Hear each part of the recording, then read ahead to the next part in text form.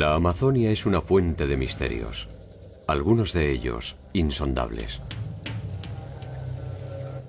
Aún hoy, viven en ella los escasos pueblos originarios que sobrevivieron a los distintos procesos de civilización condenados casi a la invisibilidad.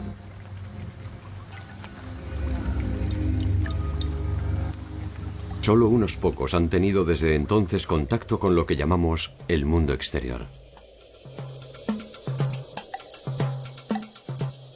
Este mundo tropical resiste como puede a los avances del progreso que intentan convertirlo en un vestigio del pasado. La selva ha sido el territorio que consiguió más victorias sobre los intentos de dominación. Fue más eficaz que los ejércitos incas y más persistente que los guerreros aztecas. Pese a todo, el avance de la civilización ilustrada la hace retroceder día a día con enorme ignorancia. Si el proceso no se detiene, con ella se irá también el gen original de los pueblos que poblaron desde el Caribe a la cuenca del Plata y desde el mar hasta los Andes.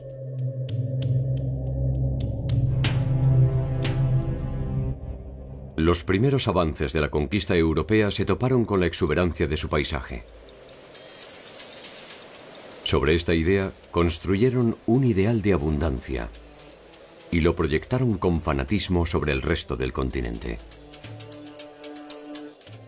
En sus entrañas se buscó infructuosamente el sueño del dorado. Tal vez lo poco que queda de él aún está allí.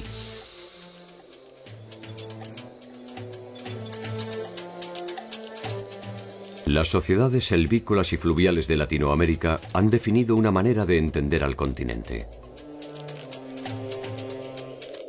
¿De dónde viene y hacia dónde va el mundo tropical latinoamericano?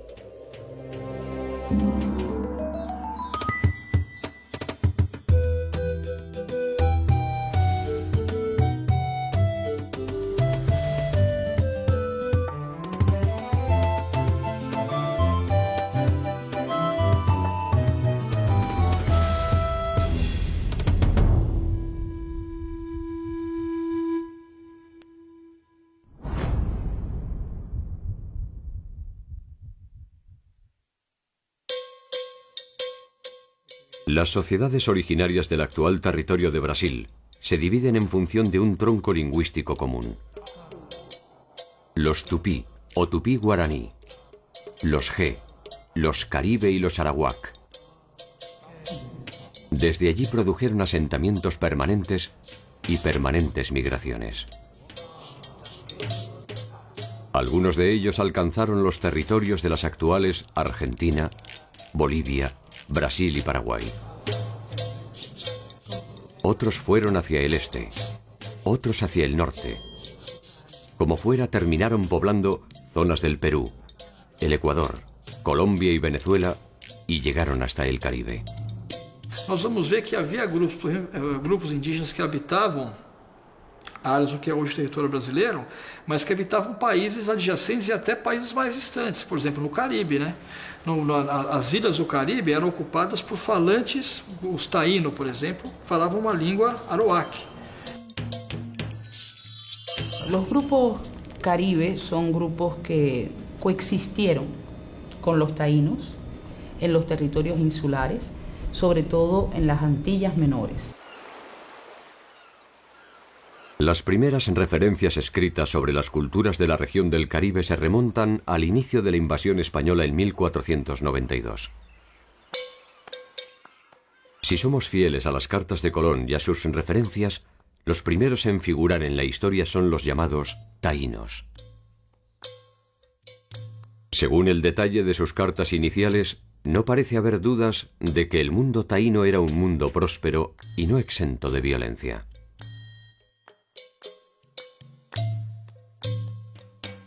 Se autodenominaban taínos y esta autodenominación tenía que ver, según han referido los cronistas, con una manera quizás de diferenciarse de aquellos llamados caribes que también poblaban estos territorios y que por diferencia aquellos eran guerreros, eran pueblos además con batalladores Y los taínos, para diferenciarse un poco de ellos, pues solían denominarse así, que en lengua taína quiere decir tai, noble, y no es el plural, por lo tanto, hombres nobles, hombres buenos. Los grupos taínos, conjuntamente con macoriges y ciguayos, forman parte de una migración originada en el continente hacia el arco antillano. Las islas poseen vestigios de presencia humana desde al menos 6.000 años atrás.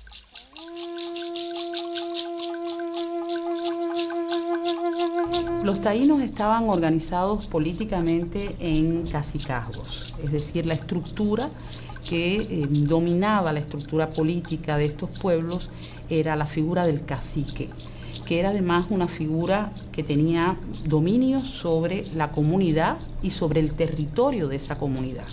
Por lo tanto, esto fue creando una zona de jerarquía con ciertos poderes, no solamente concentrados en él, sino también en las personas cercanas a él, que se denominaban nitaínos, y un poco más distante de él, los naborías.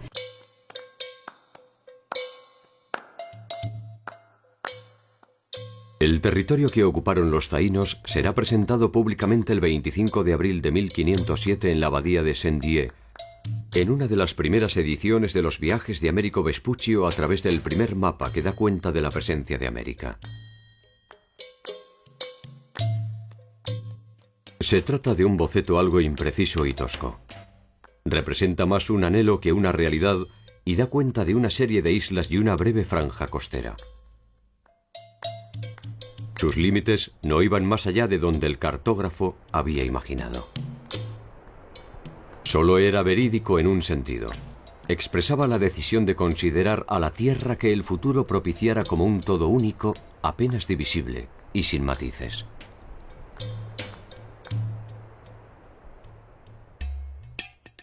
La población taína superaba los 300.000 habitantes.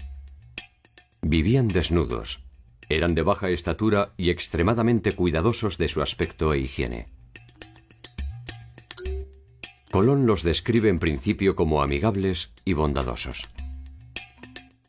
Probablemente estas cualidades hayan desaparecido con el tiempo.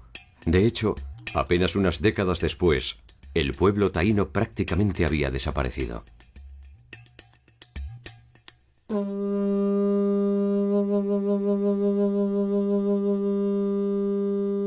Los taínos tenían un amplio sistema de creencias.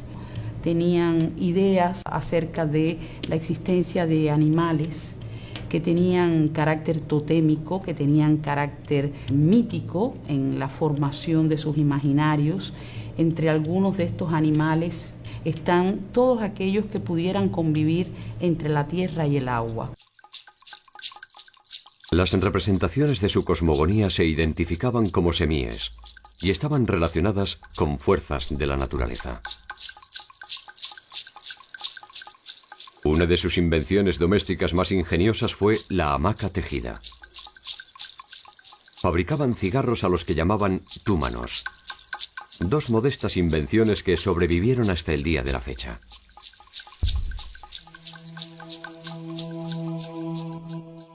Bartolomé de las Casas, uno de los sacerdotes dominicos que acompañó la primera etapa de la invasión española, es el autor de la brevísima relación de la destrucción de Indias. Allí se refiere puntualmente a la política de exterminio impulsada por los conquistadores en la búsqueda de su rentabilidad empresarial.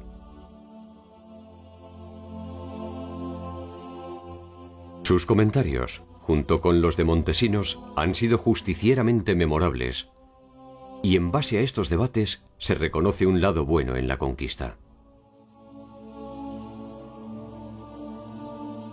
Toda esta defensa que hace Bartolomé de las Casas es más bien a nivel teórico, o sea, él genera en Europa el debate acerca de la naturaleza humana o no humana de los indios y el reconocimiento por parte de la corona española y del papado, incluso de la iglesia como tal, de que los indios tienen espiritualidad, que son capaces de la religiosidad y que por lo tanto son factibles a evangelizar y son esta enorme cantidad de fieles que la iglesia cristiana necesita para resurgir. Un largo debate en los claustros europeos define finalmente a los indios como seres humanos. Esto es, que son capaces de creer. De poco les serviría.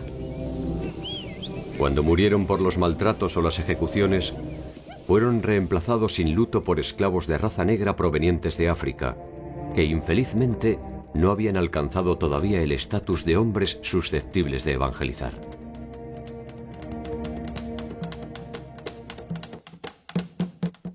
El mundo taíno está hoy habitado por otros nombres.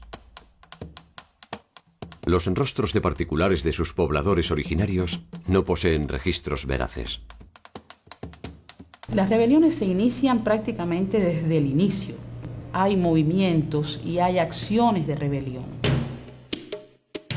El reino de Magua estaba gobernado por Guarionex, quien dicen fue un justo servidor del rey de España hasta que su esposa fue ultrajada por uno de los invasores. Huyendo, buscó refugio en un reino vecino en donde fue atrapado. Guarionex murió. Era conducido como prisionero a Castilla cuando la nave que lo llevaba naufragó en alta mar.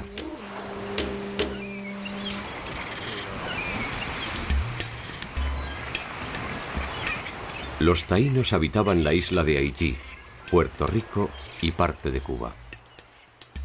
Allí se disputaban el territorio con los ciboneyes, quienes dominaban el centro de la isla. Hay algunos cronistas y algunos historiadores que señalan que estos pueblos ciboneyes llegaron a convivir con los taínos en determinadas zonas, sobre todo, por ejemplo, en la isla de Cuba. Algunos indican, por ejemplo, que quizás formaron parte de esa comunidad de los naborías, que eran como quiera comunidades que daban servicio a los cacicazgos y que pudieron llegar a tener una relación de convivencia sobre la base de un control y un ejercicio de poder de los taínos sobre ellos. El Valle de la Vega fue el escenario de los primeros focos de resistencia a la ocupación española a la isla de Cuba. El cacique Atuey es el principal obstáculo para la incipiente ocupación, que es hasta ahora un conjunto de modestas villas. Su heroica resistencia se extenderá por algo más de 10 años, hasta que es apresado en 1512. Cuando se acercan a preguntarle a Atuey si se arrepentía de sus acciones para que pudiera llegar al reino de los cielos, él dice, ¿y los españoles van al reino de los cielos? Y entonces, por supuesto, le dicen, el que no ha cometido pecado, sí. Y le dice a Atuey, pues si entonces van al reino de los cielos, yo prefiero no ir. Y fue quemado vivo. La región geográfica del Caribe y Circuncaribe comprende los actuales territorios de Grandes y Pequeñas Antillas, Jamaica, Cuba, el norte de Colombia y Venezuela, Panamá y Costa Rica. Hacia la zona continental, en los actuales territorios de Colombia y Venezuela, se desarrollaron culturas que combinaron las actividades de intercambio, el aprovechamiento de las vías fluviales y la actividad agrícola. Los muiscas y chipchas son grupos del altiplano colombiano. Los chipchas es una gran familia de pueblos realmente.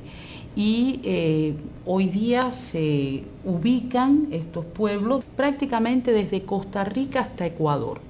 Los muiscas formaban parte de esta comunidad chipcha y son quizás los muiscas los que más se han conocido un poco porque estuvieron desde muy al principio asociados a la idea mítica del dorado. La producción de objetos de oro de los pueblos muiscas es probablemente la fragua de ese sueño desaforado. Los muiscas intercambiaban, ya tenían un comercio activo con otras zonas de la región a través de estos productos. Lentamente, los señoríos muiscas resolverán estas tensiones mediante agrupaciones entre cacicazgos, que producirán una nueva entidad de carácter confederado bajo un liderazgo común, que reconocerá las jurisdicciones y atribuciones de los jefes locales. Esta forma de centralización da origen al Zipazgo. Zipazgo se conoce con ese nombre a el lugar ceremonial donde se encontraba la laguna de Guatavita, que era justamente el punto donde toda aquella concepción mítica y ritual del mundo de los Zipa y de los muiscas se entrelazaba con esta noción sobre todo del poder del agua.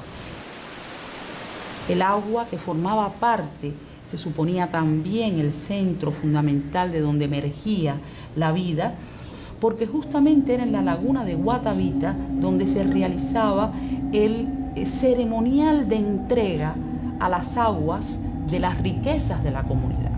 Comienzan los proyectos para desecar la laguna y poder adquirir, llegar a alcanzar aquel botín extraordinario de carácter eminentemente ceremonial, otorgado como ofrenda a las deidades, que había quedado a través del tiempo sepultado en la laguna de Guatavita.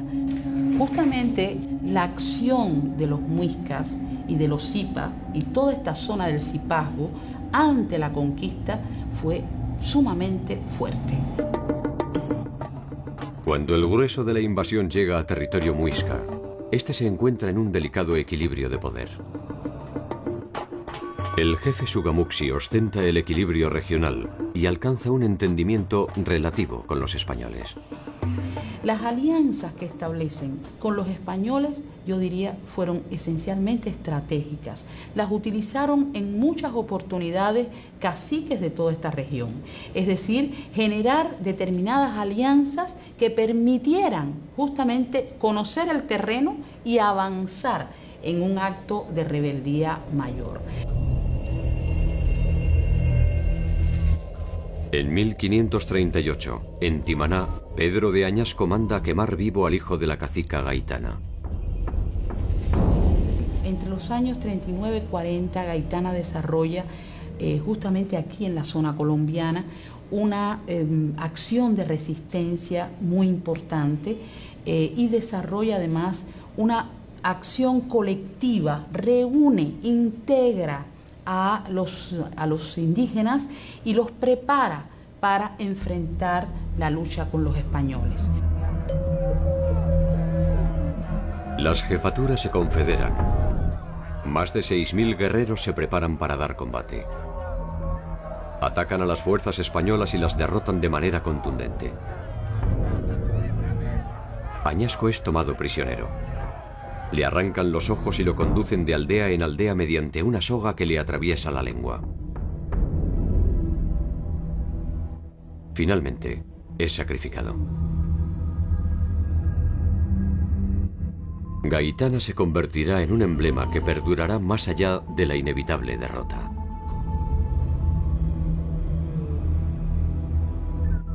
Los pueblos de la selva sufrieron el avasallamiento de conquistadores y tiranos. Muchos de ellos desaparecieron del territorio que les pertenecía. Otros permanecen a través de su lengua y sus costumbres.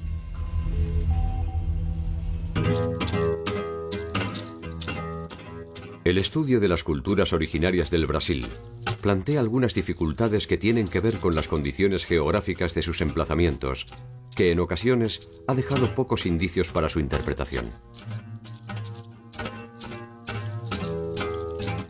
La otra, y quizás la más importante, es la gran diversidad de grupos con características distintivas que ocuparon la región.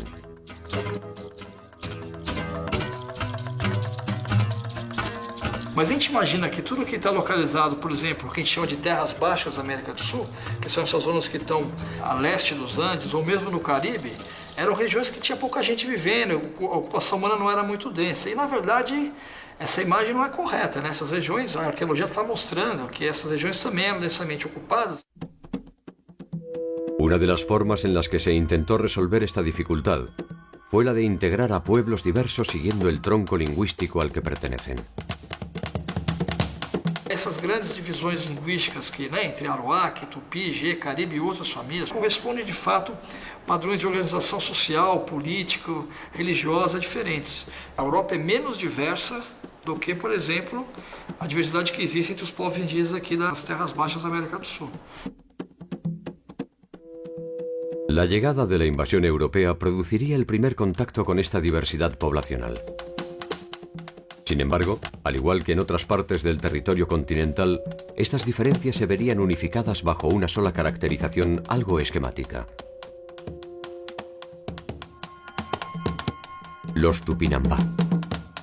Os primeiros cronistas europeus que tiveram contato com índios, o que é hoje o Brasil, tiveram contato com índios, com os tupinambás, e grupos falavam línguas parecidas também. Então construiu essa ideia de que todo mundo, já que eles ocupavam todo o litoral atlântico, construiu essa ideia, que é uma ideia falsa, de que todo esse território que veio a ser o Brasil era ocupado também por grupos que falavam as mesmas línguas. Los tupí alimentaron el imaginario del clásico indígena del Brasil. La raíz lingüística tupí encierra un vasto conjunto de pueblos que, pese a sus diferencias, ofrece algunas condiciones que los reúne en torno a una manera de entender el mundo.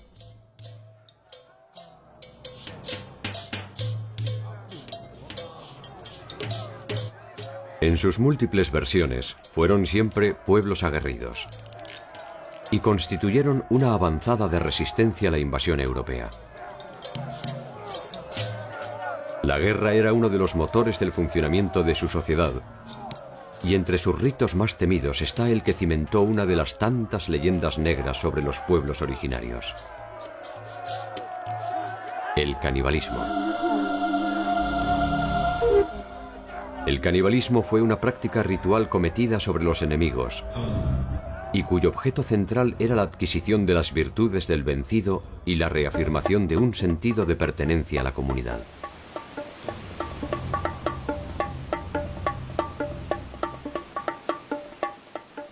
En ese espacio complejo se permitieron la alegría, el trabajo, el esparcimiento, el humor y la guerra. Poco pudieron hacer cuando fueron sometidos como esclavos o sus tierras les fueron arrebatadas. Menos aún cuando enfermedades foráneas los exterminaron. En la medida que buscaron refugio del atropello, conservaron sus costumbres y sus culturas.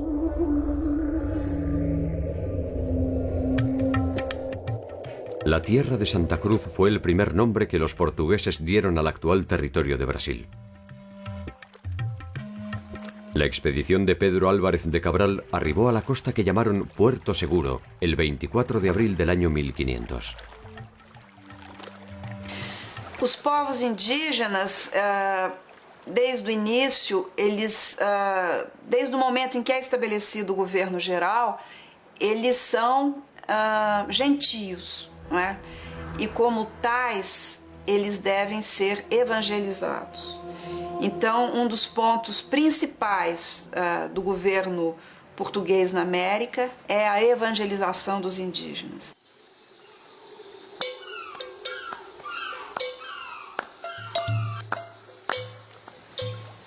La explotación del palo de Brasil constituye una de las principales actividades que se desarrollarán en esta primera etapa.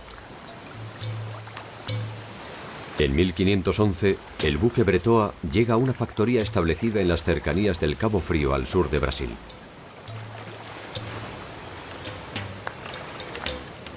En una isla frente a la costa, a salvaguarda de los indios tupí, realizan la carga de 5.000 troncos de palo de Brasil.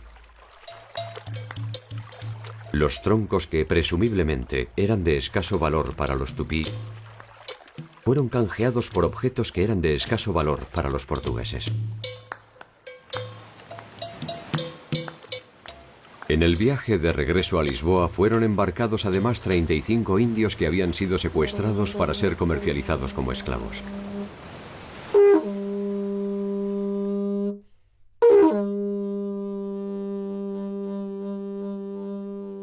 As capitanias hereditárias foram uma tentativa da coroa portuguesa de começar a ocupação a colonização do território brasileiro, sobretudo litorâneo, né? Basicamente litorâneo, sem com isso despender muito dinheiro.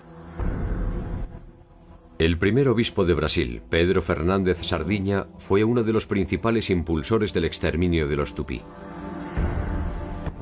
Enfrentado con la oposición de los jesuitas, permitió la esclavización indiscriminada de los caeté, quienes tuvieron oportunidad de un desagravio. Cuando Sardiña ponía fin a su misión, el barco que lo conducía a Lisboa naufragó muy cerca de la costa. Fue apresado por los caeté, quienes lo asesinaron y posteriormente lo devoraron.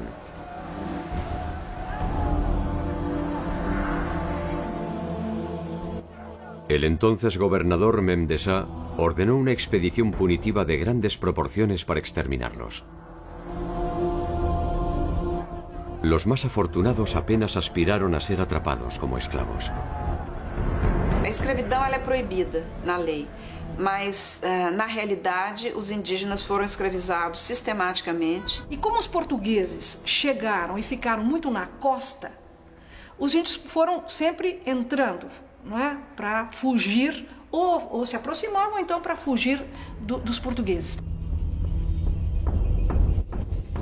Estas incursiones comienzan a multiplicarse. Hacia la segunda mitad del siglo XVI, una novedosa y voraz forma de violencia se instauró en las colonias portuguesas: las temibles bandeiras.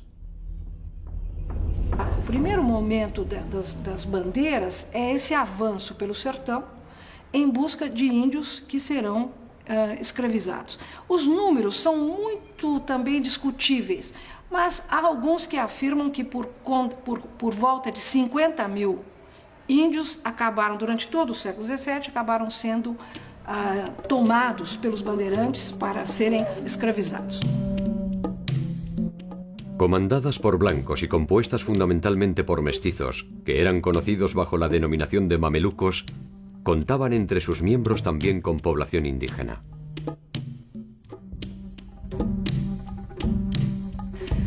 Uma bandeira grande pode ter mais de 1000 pessoas. Um número sempre muito reduzido de brancos ou de ascendência portuguesa ou espanhola. Mas compunham as bandeiras um número expressivo de mamelucos e um número de índios também. Índios, obviamente, amigos dos portugueses, dos colonos paulistas. Obviamente, o papel dos índios foi fundamental porque eles conheciam o interior melhor do que os próprios brasileiros.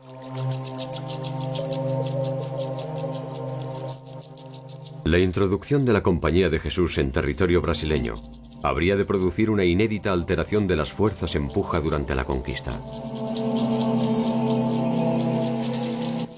Algunos de los pueblos tupí se habían establecido satisfactoriamente en el ámbito de las misiones jesuíticas.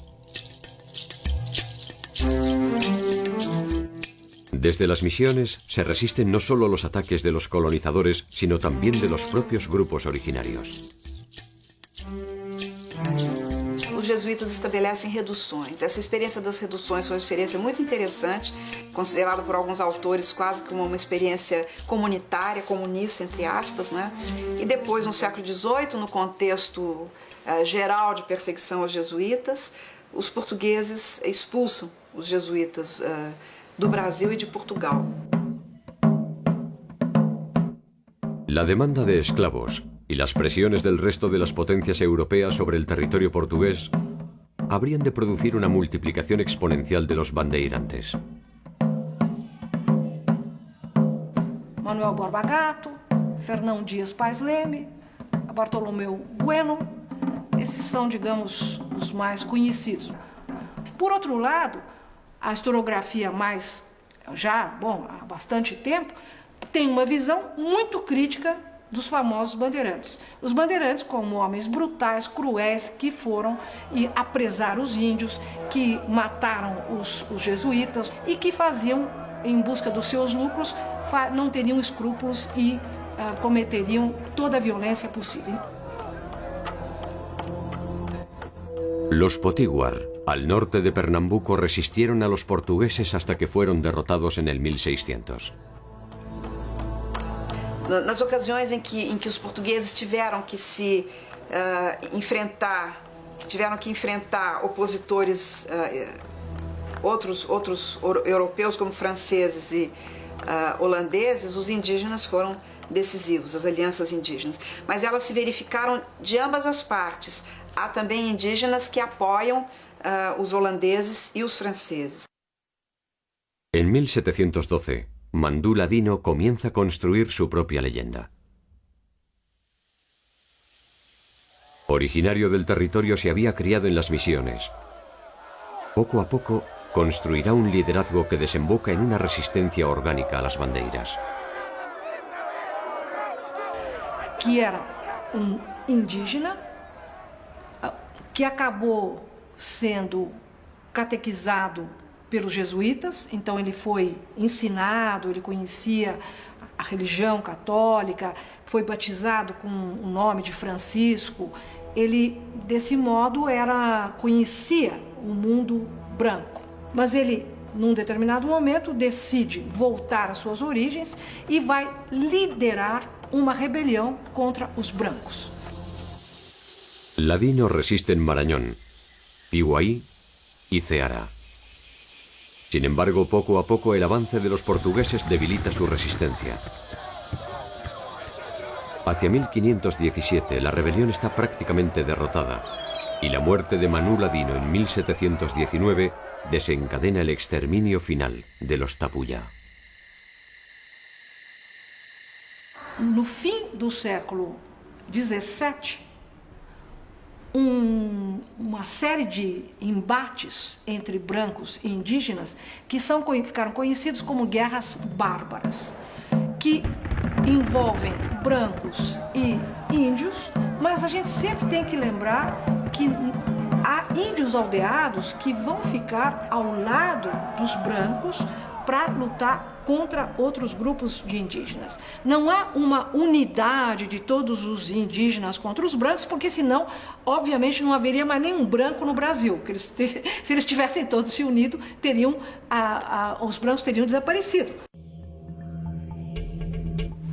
La incorporación de esclavos provenientes de África comienza a establecer un nuevo mapa social en el territorio. Los padecimientos ofrecen un espacio común. A má consciência brasileira, ela se manifesta sobretudo no estudo da escravidão, né? E no reconhecimento do passado escravista como tendo sido iníquo, injusto, monstruoso. Mas o curioso é que não existe o equivalente com relação ao indígena. La precaria ocupación de la corona portuguesa ofrece a los esclavos e indígenas algunas oportunidades. Cuando holandeses o franceses los concentraban en la costa para defensa territorial, los esclavos encuentran en la selva un espacio de libertad. De uma maneira mais ampla, mais tradicional, os escravos foram vistos como divididos em dois grupos. Aqueles que passivamente aceitavam a escravidão, não se manifestavam, eles desapareciam, né, só trabalhavam, e aquele grupo pequeno de rebeldes que eram tão rebeldes que fugiam e se refugiaram nesse espaço chamado quilombo. En torno al año 1600 comienzan las fugas de esclavos hacia el interior de la selva de Pernambuco-Algoas. Allí encuentran una seguridad que desafía incluso al imperio de las armas.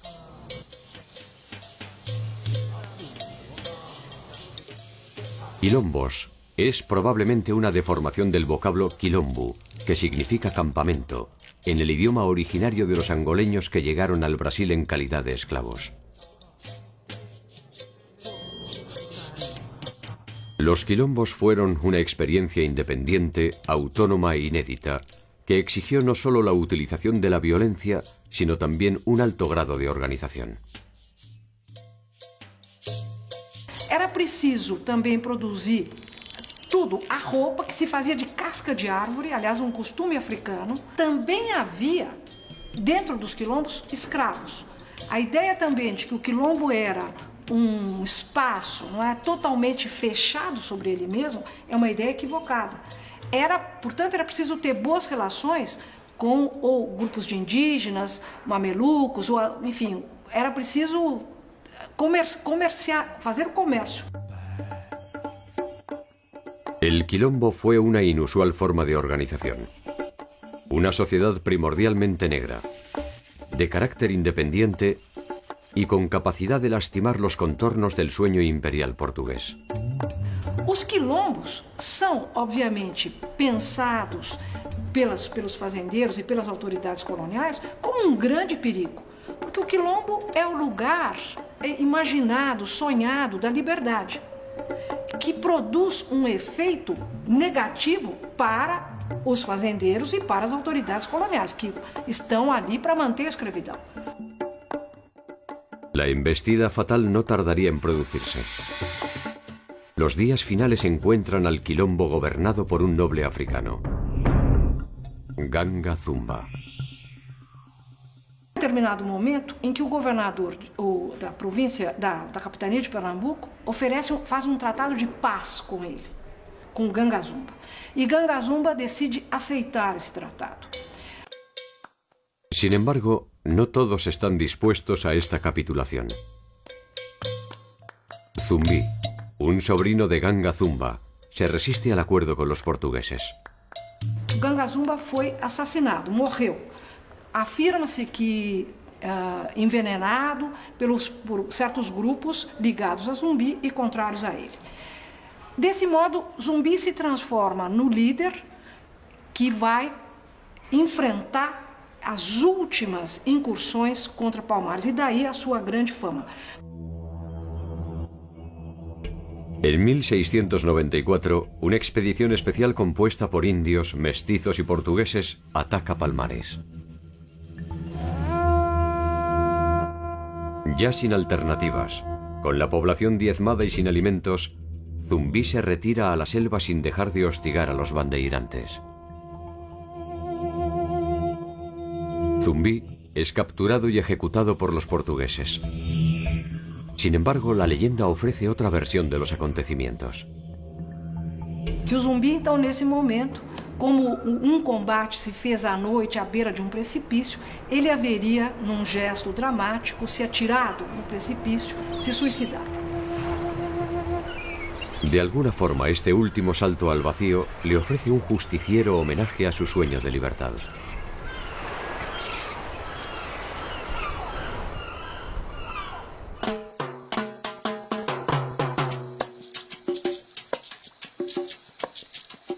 La conformación del pueblo guaraní, tanto desde el punto de vista geográfico como social, es el resultado de un largo proceso migratorio iniciado 2500 años antes de nuestra era.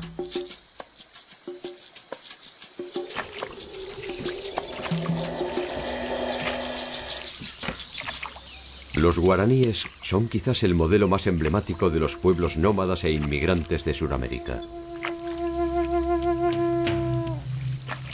Tan espirituales como implacables, su identidad y su particular visión del mundo ha sobrevivido a los embates de la llamada civilización por más de 2000 años y se mantiene viva y alerta, persiguiendo sin descanso su propio dorado. La búsqueda de la tierra sin mal.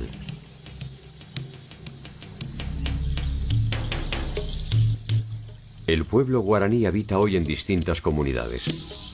Los territorios de Bolivia, Argentina, Brasil y fundamentalmente Paraguay. En el Paraguay nosotros actualmente tenemos 6 culturas guaraní, no una sola.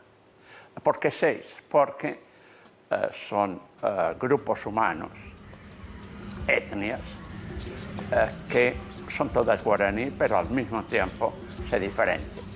Se diferencian algo en la lengua, se diferencian en el sistema religioso, que es común pero también es particular, y se diferencia también algo en la cultura material, concretamente en la artesanía. uno de los grupos importantes son los Paintauterá. Los Paintauterá son un pueblo de la etnia Avá guaraní que habita la región oriental del Paraguay actual. Según nuestras estimaciones, en este mismo momento son unos 13.000 personas en todo el Paraguay. Alejados de los centros urbanos, el pueblo guaraní ha atravesado algo más que el tiempo histórico. La hazaña no es menor. Colonizadores, bandeirantes, jesuitas y criollos se disputaron por siglos su humanidad y sus territorios. La estrategia de los pueblos guaraníes ante la agresión externa ha generado sus continuos desplazamientos, que han construido la idea de un pueblo peregrino. No son nómades. Es un error decir que el guaraní es un pueblo nómade. Es incluso un error decir que son cazadores-recolectores. Es decir, lo son también. Pero el guaraní es un pueblo agricultor. Los Pai son cultivadores tradicionales y producen rubros principalmente de subsistencia propia, cultivando maíz, mandioca, batata, caña de azúcar. La tierra es de posesión comunal, no es de nadie en particular, corresponde a toda la comunidad. Cada una de las familias extensas o familias simples que componen la comunidad tienen derecho a cultivar una parcela, pero no es propietaria de esa parcela, solo es dueño, es ocupante, es utilizador de esa tierra, pero la propiedad de la tierra en sí es comunal. La experiencia de las reducciones jesuíticas en América tendría como protagonistas centrales a los guaraníes. Los pueblos de indios ofrecieron en territorio guaraní una de las escasas muestras de una convivencia inédita en el resto del territorio. Es una colonia porque los jesuitas eran colonialistas. Tampoco hay que creer que eran revolucionarios, independentistas. Las tierras de los guaraníes han sido en todos estos países usurpadas. Y usurpadas quiere decir que simplemente se les quita algo que es de ellos. Sobre esas mismas tierras y enfrentando la resistencia de los encomenderos, los guaraníes lograron establecer un marco de apertura que les permitió casi clandestinamente mantener gran parte de sus tradiciones. Al tiempo que construían grandes iglesias y aprendían el idioma del invasor, conservaban su idioma y su propia forma de ver el mundo. El idioma guaraní Pai sigue siendo el vehículo preponderante para la intercomunicación cotidiana y también religiosa. Los guaraníes realmente continúan siendo, hasta hoy, una religión de la palabra.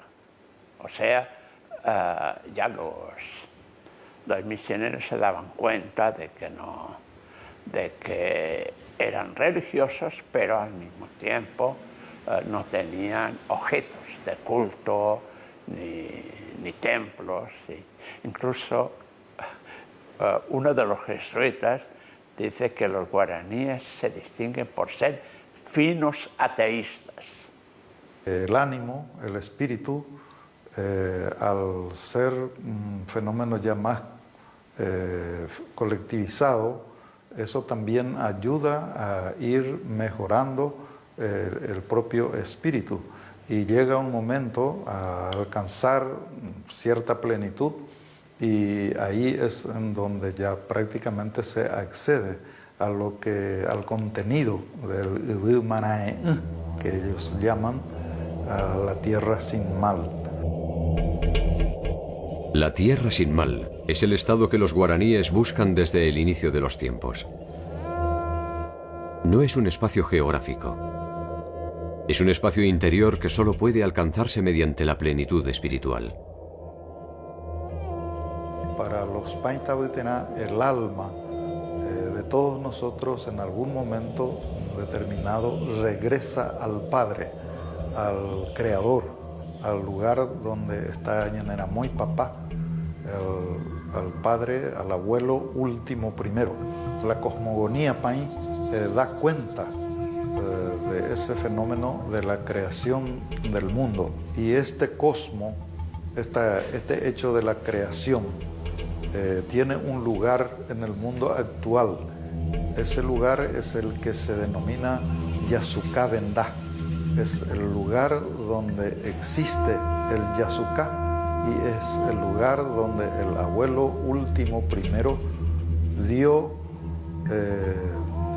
lugar a la creación, creándose a sí mismo también. El idioma guaraní es, junto con el castellano, la lengua oficial en el territorio paraguayo. La mayor parte de la población la habla en alguna de sus variables.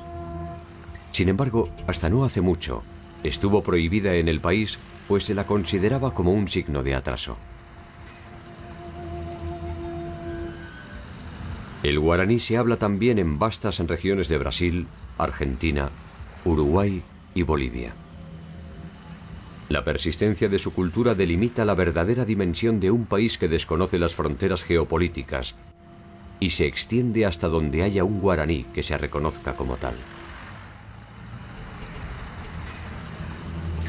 Los pueblos guaraníes desarrollaron diferentes estrategias para la guarda de su cultura. Ellos son, todos los guaraníes, son muy celosos a la hora de guardar, preservar su propia cultura. En este caso de los Paintabitená, ellos han decidido una estrategia de apertura hacia el otro, apertura hacia lo extraño. Sin embargo, con eso guardan 3 o 4 rasgos fundamentales de su cultura medular. Entre ellos está el propio idioma, está el propio Tecojá, el lugar que ellos habitan, y está su sistema de organización. Entre los guaraníes hay líderes, son personas de prestigio, pero yo creo que hay que insistir en que no son caciques, en el sentido que nosotros entendemos como caciques, mucho menos como lo entendía Colón, reyesuelos, no son reyesuelos, son personas de prestigio que gobiernan mediante asamblea. Asambleas que pueden ser muy chicas y muy grandes, y a la cual se llega por determinaciones por consenso. La etnia Paintabiterá conserva en gran medida su forma de vida original en el escaso territorio que le ha reservado la llamada civilización. Sus milenarias formas de organización, sin embargo, resultan avanzadas para el tardío paso de nuestra humanidad. El papel de la mujer resulta central para el desarrollo de su forma de vida. La mujer Pain es la guardadora principal de aquellos aspectos de la cultura que son más preciadas para toda la etnia. Y además ellas son muy fieles. Y en el caso de los Pain hay mujeres también chamanes, o sea, hay chamanas de una energía extraordinaria. He conocido algunas, pero que incluso en momentos en que los hombres flaquean, sobre todo en situaciones ahora de conflicto con el poder estatal, o sea, con la policía, con el ejército, incluso en el caso de Brasil, ¿no? Entonces son las mujeres las que se plantan y no les tienen miedo ni a los fusiles, ni a las bayonetas. Probablemente los jesuitas hayan pensado que su proyecto sería de alguna forma eterno. Cuando fueron expulsados, sus toscos sucesores no hicieron otra cosa que destruir el modelo del mundo que habían inventado. Quizás creyeron que algo más de 300 años habían sido suficientes para convertir a los guaraníes. Quizás nunca entendieron que en realidad solo se habían sometido a una forma de ver el mundo guaraní. Las ruinas desperdigadas por el territorio dan apenas una trágica muestra de la módica victoria del conquistador. Las ideas que las inspiraron se han perdido. Mientras tanto, los Paita Viterá entraron en silencio al tercer milenio junto a sus dioses y a sus ancestrales costumbres. Saben manejarse, saben manejar a la gente y, como en algún momento dije, saben mostrarse respetuosos de los demás y también consiguen ser respetados de alguna manera. O sea, nos cuesta mucho respetar a las personas diferentes, y si encima son pobres, y si encima tienen otro punto de vista. Yo incluso creo que a veces inconscientemente nos da rabia encontrar gente que tiene una espiritualidad y un modo de ser que es mucho más humano que el nuestro.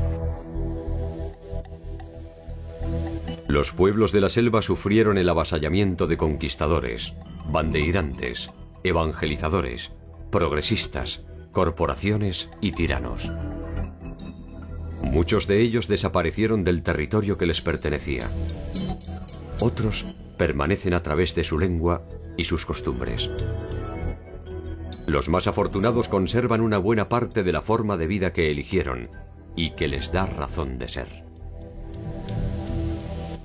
Insistir en observarlos como meras estampas del atraso es probablemente nuestro mayor fracaso.